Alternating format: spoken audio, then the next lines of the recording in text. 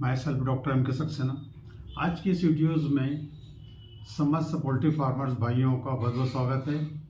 आज की इस वीडियोज़ में मेरा टॉपिक होगा कम लागत ज़्यादा मुनाफा, पोल्ट्री फार्म को वैज्ञानिक तरीके से कैसे लाभदायक बनाया जाए। इस विषय पर मैं आपसे चर्चा करूँगा, तो मेरी इस वीडियोज़ में शुरू से अंत तक बने रहिएगा। पसंद आने पर लाइक शेयर सब्सक्राइब कीजिएगा। जैसा कि आप जानते हैं कि पोल्ट्री फार्म के व्यवसाय में सफलता के लिए सही जानकारी की वो योजना का आवश्यक होना बहुत ही आवश्यक होता है। अतः वैज्ञानिक तरीके व एक्सपर्ट की सलाह से फार्म को हम लाभदायक बनाया जा सकता है। इसके लिए यह है कि अंडे व पोल्ट्री उत्पादन के बेहतर व अधिक बनाने के लिए प्लानिंग, योजना, सावधानी और देखभाल की अत्यंत आवश्यकता होती है।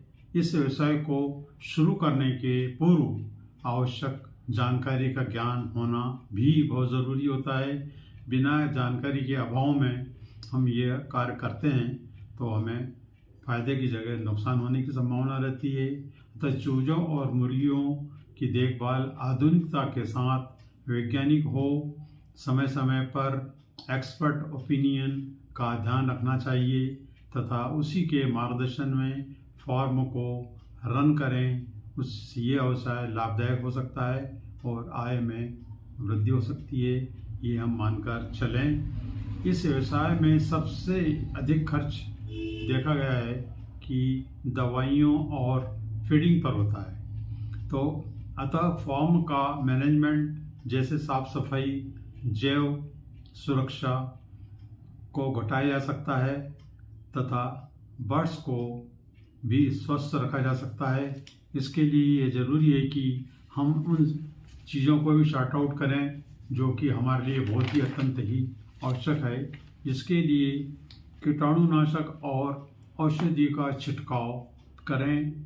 यह भी फार्म के लिए नियमित रूप से होना चाहिए, जिससे कि इन्फेक्शन को हम किसी तरह रोक सकते हैं।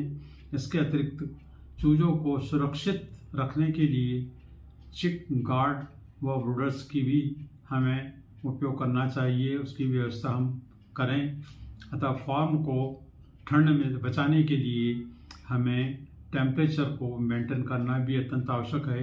उसके लिए हमें हीटर या जो भी अवेलेबल हो, कोयला या बुरादा आदि को हम नियमित रूप से जलाएं, जिससे कि टेम्परेचर मेंटेन रह सके। जब भी चूजे खरीदे जाएं, इसके अतिरिक्त ये भी ध्यान रखा जाए कि जब भी चूजे खरीदे जाएं उनकी सेहत का हम पूर्ण ध्यान रखें तथा विश्वसनीय हैचरी से ही हम चूजे खरीदें, वह बीमारी से मुक्त हों तथा साथ ही पूर्ण रूप से वैक्सीनेटेड हों। इसका भी हमें समय समय पर ध्यान रखना चाहिए। संतुलित आहार दें, उम्र के हिसाब से दाना दें, यह बहुत अत्यंत आवश्यक है। जिस प्रकार का वर्ष होगा उसी प्रकार से हमें उन्हें दाना मुहैया कराना होगा। इसके अतिरिक्त दाना जो भी हम लाते हैं या रखते हैं वो साफ़ सुथरी और सूखी जगह पर हो, जगह गीली नहीं हो, किसी प्रकार के लम्प्स नहीं हो, जिससे कि कोई फंगल इन्फेक्शन या बीमारी का खतरा न हो। ऐसी व्यवस्था हमें करके रखना चाहिए तथा मुर्गियों को उम्र के हिसाब से खनिज मिश्रण व विटामिन को भी हमें नियमित रूप से दिया जाना सुनिश्चित करना चाहिए। यह भी बहुत आवश्यक है, अन्यथा इसका प्रभाव मुर्गी के अंडों पर तथा उसकी ग्रोथ पर पड़ता है। अतः नियमित रूप से हमें खनिज, लवण व विटामिन को अपने दानों में या पानी के माध्यम से हमें उन्हें समय समय पर देते रहना चाहिए तथा फार्म को इन्फेक्शन से बचाने के लिए हमें उसके लिए क्वाटरीना केमिकल डिसइंफेक्टेंट का उपयोग करना चाहिए तथा इन्फेक्शन के लिए सिप्रोजोल TZ प्रयोग करें।